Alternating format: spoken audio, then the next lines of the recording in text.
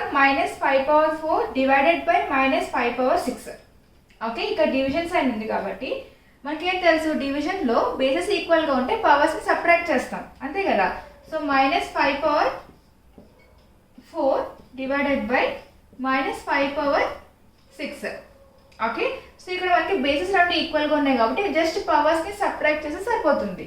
Okay, -5 whole power 4 - 6. 4 - 6 ఎంత?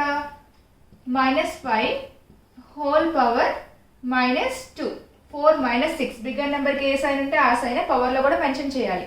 And ఇప్పుడు ఇంకొకటి, మనకి ఏదైనా సరే ఇలా నెగిటివ్ పవర్ ఉంటే కనుక మనం ఫ్రాక్షన్లోకి మార్చుకోవచ్చు కదా.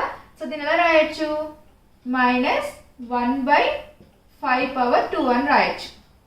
ఓకే, సో నెగిటివ్ సైన్ ఉన్నప్పుడు దీన్ని మనం ఫ్రాక్షన్లో కన్వర్ట్ చేయొచ్చు. సో నెగిటివ్ సైన్ ఉంది, ఇక్కడ మైనస్ ఉంది కాబట్టి -1/5². అర్థమైంది కదా.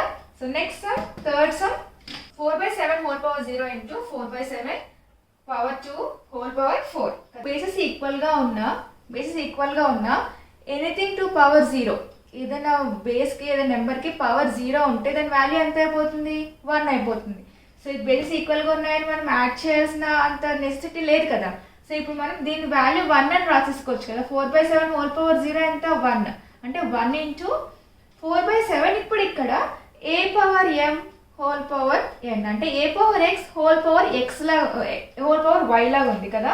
సో అంటే ఫస్ట్ ఈ పవర్స్ని మల్టిప్లై చేయాలి కదా. 4/7 2 into 4, 2 4s are 8. సో దీని ఆన్సర్ ఎంత అవుతుంది? 4/7 whole power 8 is the exponential form for this question కదా.